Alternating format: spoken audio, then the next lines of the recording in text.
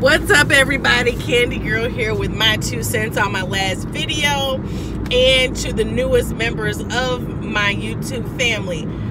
First of all, I just wanted to say thank you for your comments on my last video about Jussie Smollett. I was so hesitant to upload that video that I did because I didn't want people to just jump on the opportunity to bash me into the ground about an honest mistake that I made, and to kind of take me 2 steps back in my journey to being more tolerant to other people who are different than me, who I don't even know, and also to not jump to assumptions about a particular situation just because somebody put something out there. That encourages me to continue to be more transparent, to admit my shortcomings, and to grow, because in the end of the day, I'm young, I still have a lot of life to live and a lot of things to experience, and although sometimes I come from a very uninformed place and I can be persuaded in ways, I also am an independent thinker, and I don't necessarily fit into this mold of Democratic or moderate or Republican or whatever.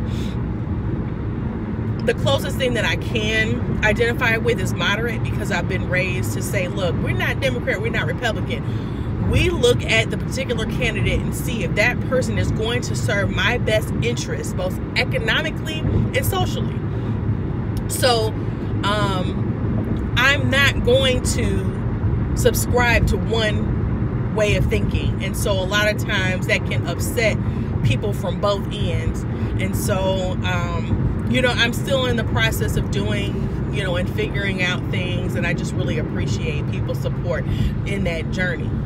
I wanted to also thank everybody who made comments about my seatbelt, because I didn't know that I was wearing my seatbelt incorrectly. So that actually prompted me to be a little bit more conscientious about how I'm protecting myself even on the road. So I really wanted to say thank you for that too.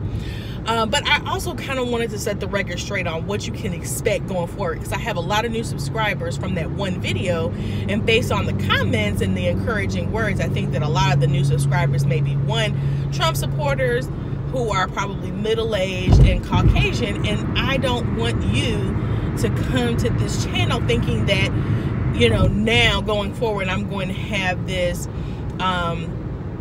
this stance of racism doesn't exist, sexism doesn't exist, homophobia doesn't exist. All of these things are made up things from the mainstream media. No, I don't think that at all. So this video is kind of going to set that stuff straight. Number one, I will say that although this was a potentially false assumption about the events that transpired relating to Jussie Smollett, that was not a baseless assumption. Mainstream media does put out certain images of certain groups of people based upon the particular climate that we're facing at that time.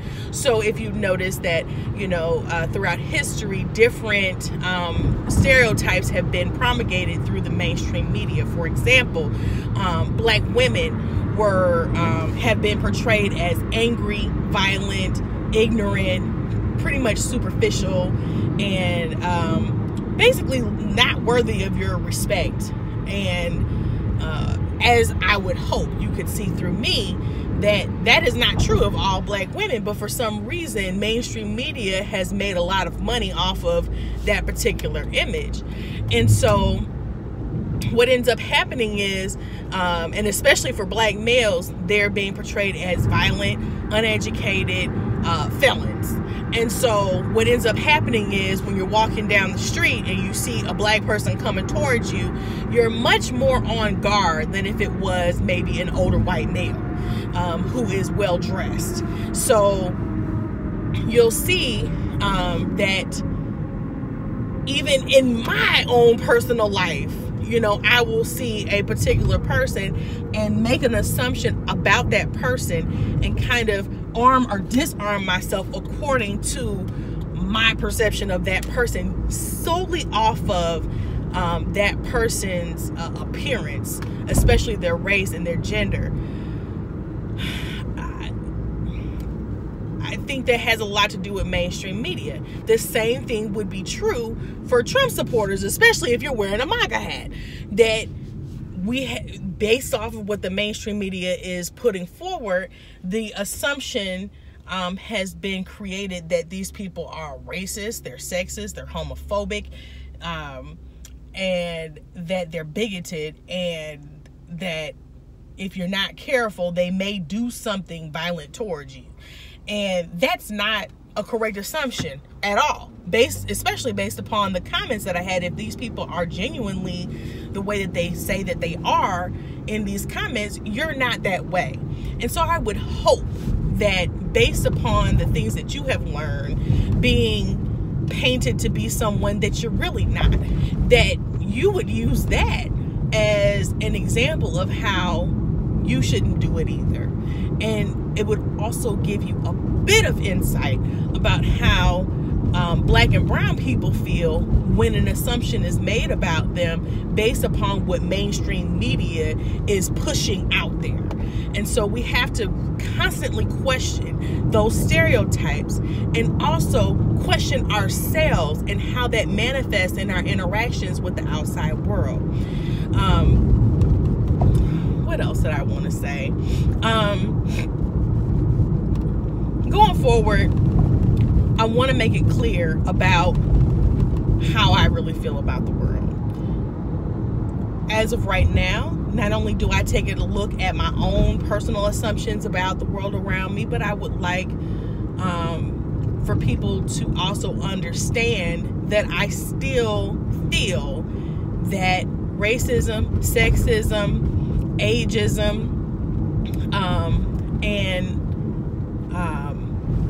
just basically bigoted people exist. These things exist. Just because someone says that they were raped and it turns out to not be true, does that mean that rape does not exist? No, it does not mean that. It means that that person lied. And just because Jussie Smollett may have lied, we don't know what the truth is, no matter what the courts say, or no matter what the ending resolution to that particular litigation may be. I cannot say that hate crimes don't exist. And I'm saying hate crimes against blacks, hate crimes against whites, hate crimes against Trump supporters. These things exist. And just because somebody told a lie, potentially, and just because people lie in general, does not mean that these things don't exist. And so I'm going to still uncover my opinion about things that indicate social inequalities, whether that be about race, sex, sexual orientation, disability, age, things like that. These things still exist, and I'm still going to speak on it. So I will not take it personally if I lose damn near all of the new subscribers that I just got, because I don't want this to be a place where there's just a bunch of trolling because you hastily subscribe to someone that you really don't know much about. And I mean, I do it all the time. I see one video that I like from a person and I'm like, hey, I'm gonna subscribe to their channel. But as I begin to view more videos about that person, I'm like, I don't necessarily want to watch this, you know, so I unsubscribe, and that's okay. But if you choose to stay, I would hope that we can have some real respectful, intelligible conversations that's not based upon conjecture, but also about facts, things that you have actually read or seen or experienced in your own life, but also understanding that, you know, things have to be based on something besides your opinion. So, you know, I just want to be completely transparent, and it's okay if I continue to lose subscribers because of subsequent videos that I put out there. That's okay. But if you want to stay, let's just be respectful, learn from one another, and keep pushing. Okay.